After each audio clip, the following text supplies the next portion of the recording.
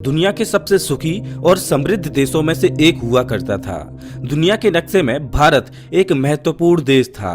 उस समय India economically independent था। हालांकि उस दौर में ज्यादातर लोग खेतीबाड़ी ही किया करते थे, लेकिन धीरे धीरे मैन्युफैक्चरिंग एक्टिविटीज भी बढ़ रही थीं। दूसरे देशों से भारत के संबंध अच्छे थे और हमारा देश दूसरे देशों को कई सारी चीजें निर्यात भी किया करता था। भारतीय आर्टिसियंस और क्राफ्ट्समैन द्वारा बनाई गई चीजें दुनिया भर में लोकप्रिय थीं। भारतीय कॉटन, सिल्क, बेशकीमती पत्थर व हैंडीक्राफ्ट चीजों की डिमांड बहुत ज्यादा थी और इन्हीं कुछ कारणों की वजह से भारत को उस दौर में सोने की चिड़िया भी कहा जाता था। लेकिन इस सोने की चिड़िया के पर काटने में अंग्रेजों को ज्यादा समय नहीं लगा। 17वीं शताब्दी में औरंगजेब शासन के बाद मुगल एम्पायर का पतन होना शुरू हो गया था। औरंगजेब के बाद मुगल एम्पायर में जितने भी रूलर्स आए वो देश को सही से संभाल पाने में असफल रहे। अंग्रेज यूं तो ट्रेड के पर्पज से भारत आए थे, लेकिन देखते ही देखते उन्होंने पूरे भारत को अपने कब्जे में कर लिया। ईस्ट इंडिया कंपनी मसालों का व्यापार करती थी और उस समय मसालों की यूरोप में काफी डिमांड थी। इसके अलावा ये company silk, cotton, Indigo die आदि जैसी चीजों का भी व्यापार करती थी। 24 अगस्त 1608 को ईस्ट इंडिया कंपनी गुजरात के सूरत पहुंचती है, जिसके बाद साल 1613 में ईस्ट इंडिया कंपनी को वहां फैक्ट्री एस्टेब्लिश करने की परमिशन मिल जाती है। इसके बाद 1615 में ईस्ट इंडिया कंपनी को पूरे मुगल एम्पायर में ट्रेड करने की परमिशन मिल जाती है।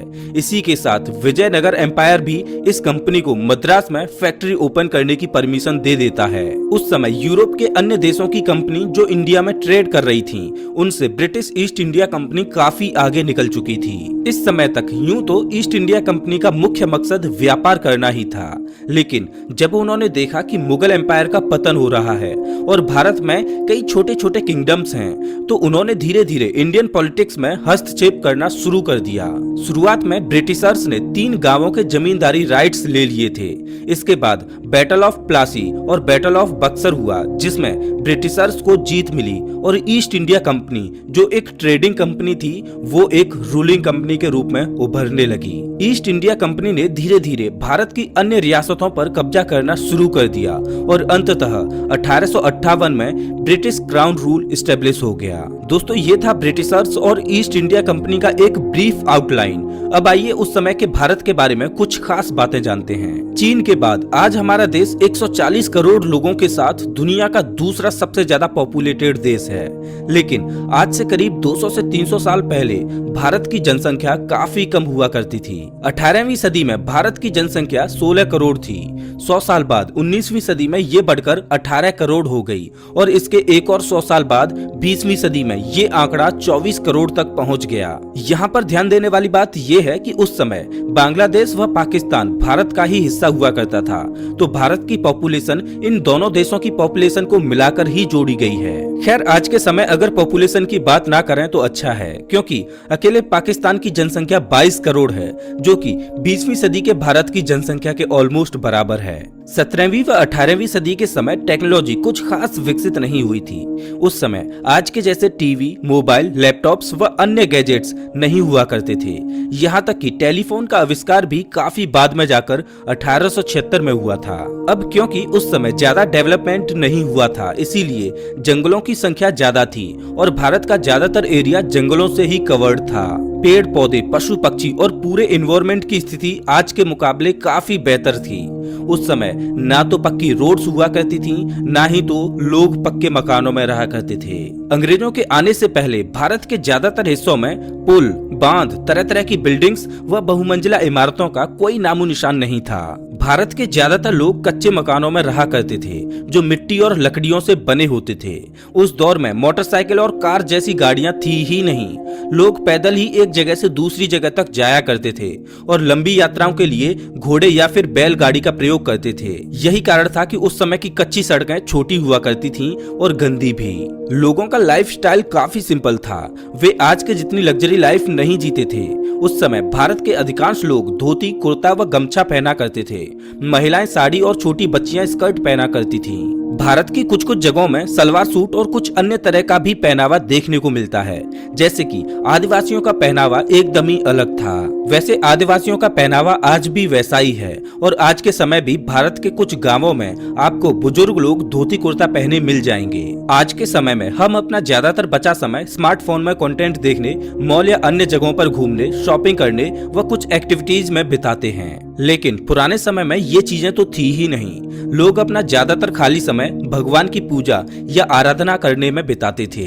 वे मंदिरों में घंटों तक पूजा करते और कई बार ग्रुप्स में लोगों के साथ चबूतरों व पेड़ों के नीचे विश्राम किया करते थे। छोटे बच्चे गुल्ली डंडा, तीर धनुष, छुपन छुपाई, कबड्डी, कुश्ती व अन्य खेलों में अपना समय गुजारा करते थे। अब दोस्तों, धार्मिक होना तो ठीक है, लेकिन उस समय कुछ लोग अंधविश्वासी भी थे। वे काला जादू जैसी चीजों में विश्वास करते और उसे प्रैक्टिस भी किया करते थे। सन 1900 के समय ज्यादातर चाइल्ड डिलीवरीज घरों में ही हुआ करती थीं, क्योंकि उस समय हॉस्पिटल, डॉक्टर्स व नर्सेज की संख्या कम थी और इसी वजह से इन्फेंट चाइल्ड डेथ के कई केसेस देखने को मिलते थे। ये उस समय की आम बात हुआ करती थी। बात करें अगर मौजूदा समय की, तो आज 95% चाइल्ड डिलीवरीज हॉस्पिटल में होती हैं। मौजूदा समय में हमारा संविधान एक समय पर एक से ज्यादा शादियों को मान्यता नहीं देता, मतलब कि एक हस्बैंड की एक से ज्यादा पत्नियां नहीं हो सकती। लेकिन पुराने समय में कोई संविधान तो था नहीं, इसीलिए कई रईस लोग एक से ज्यादा शादियां किया करते थे। देखा जाए तो मुगल शासकों की वैसे भी कई पत्नियां हुआ करती थीं। उस दौर में महिलाओं की स्थिति कुछ खास नहीं थी। ब्रिटिशर्स के आने से पहले और उसके कुछ समय बाद तक भी बाल विवाह का प्रचलन था। दहेज प्रथा, छुआछूत, घूंघट प्रथा जैसी कई सामाजिक बुराइयां उस दौर में अपने चरम पर थीं। यूं तो अंग्रेजों ने भारत को बहुत लूटा, लेकिन एक पॉजिटिव साइड ये भी था कि उन्होंने कुछ सामाजिक बुराइयों को दूर करने में अपना योगदान दिया।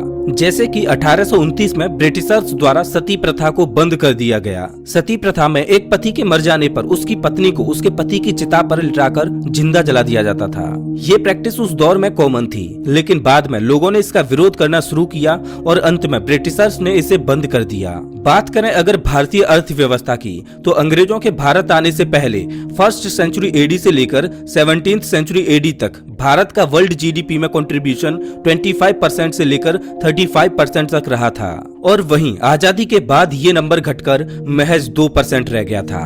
एक रिपोर्ट की माने तो अंग्रेज भारत से 45 ट्रिलियन डॉलर्स जितनी दौलत लूटकर अपने देश ले गए थे।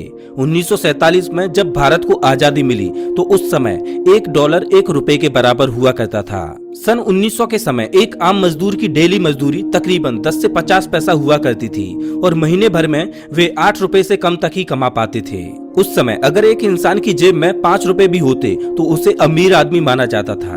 1900 के समय भारत में ट्रांजैक्शंस के लिए केवल सिक्कों का ही प्रयोग होता था। ये सिक्के ब्रॉन्ज, सिल्वर, एल्यूमिनियम व कुछ अन्य मेटल्स के होते थे। सबसे पहला पेपर करेंसी साल 1917 में प्रिंट किया गया था, जो 1 रुपए का नोट था। बात करें अगर अंग्रेजों से भी पहले मुगल शासन के समय की, तो उस वक्त भारत के ज्यादातर हिस्सों में नोट, सिक्के या किसी प्रकार के पैसे से लेन देन नहीं होता था। उस समय ज्यादातर लोग बार्टर सिस्टम का प्रयोग करते थे, मतलब कि एक सामान को दूसरे सामान से एक्सचेंज कर लेते। जैसे कि एक के पास गेहूं होता और दूसरे के पास चावल होता, तो वो दोनों गेहूं और चावल को एक्सचेंज कर लेते। अब दोस्तों आइए एक बार एजुकेशन सिस्टम की ओर नजर डालते हैं। ब्रिटिशर्स के आने से पहले भारत में पाठशाला हुआ करते थे, जहां विद्यार्थी शिक्षा ग्रहण करने जाते थे। पाठशाला में एक शिक्षक और मैक्सिमम 20 विद्यार्थी होते थे। पाठशाला फ्लेक्सिबल थे और उनका कोई फिक्स्ड टाइम टेबल नहीं होता था। पाठशाला में न तो कोई फिक्स्ड सिलेबस होता, न प्रिंटेड बुक्स होती, न एनुअल एग्जामिनेशन होता और न ही तो बेंचेज या कुर्सियां होती। यहाँ तक कि जो क्लासेज होती थी वो भवन में भी नहीं होती थी। शिक्षक पेड़ के नीचे बैठकर मैदानों में पढ़ाया करते थे और कई बार तो मंदिरों या किसी छोटी दुकान में भी क्लासेज ली जाती थी। जैसा कि मैंने आपको पहले ही बताया कि यहाँ कोई फिक्स्ड टाइम टेबल नहीं होता था, इसीलिए फसलों की कटाई के दौरान बच्चे अपने माता पिता की सहायता करने चले जाते और इस दौरान क्लासेज नहीं होती थी। शिक्षक की भी कोई फिक्स्ड सैलरी नहीं होती थी। एक स्टूडेंट कितनी फीस देता है ये इस चीज पर डिपेंड करता था कि उसके माता पिता फाइनेंशियली कितने सक्षम हैं। गुरु डिसाइड करते कि विद्यार्थियों को क्या पढ़ाना है और क्योंकि प्रिंटेड बुक्स नहीं थी, इसीलिए वर्बली बोलकर शिक्षक पढ़ाया करते थे। विद्यार्थियों को नेचर के करीब रखा जाता और इससे रिलेटेड ही शिक्षाएं दी जाती थी। विज्ञान, गणित व फिलॉसफी जैसे सब्जेक्ट्स बच्चों को पढ़ाए जाते, साथ ही नैतिक शिक्षा भी दी जाती थी। विलियम एडम जो एक स्कॉटिश मिशनरी थे, उन्होंने बंगाल और बिहार को विजिट किया और एक रिपोर्ट पेश करते हुए बताया कि उस समय तक बंगाल और बिहार में लगभग 1 लाख पाठशाला थे। इसके अलावा 1850 तक 7,20,000 गुरुकुल भारत में थे, लेकिन बाद में अंग्रेजों की जो एजुकेशन पॉलिसी आई उसके कारण पाठशाला और गुरुकुल दोनों ही धीरे धीरे खत्म होते चले गए और देसी भाषा की जगह विद्यार्थियों को अंग्रेजी में पढ़ाया जाने लगा। ब्रिटिशर्स द्वारा इंट्रोड्यूस की गई एजुकेशन पॉलिसी ने ही इंडिया के मॉडर्न एजुकेशन सिस्टम की नींव रखी। तो दोस्तों, आजादी से पहले का भारत कुछ ऐसा था। इस वीडियो में बस इतना ही। वैसे आप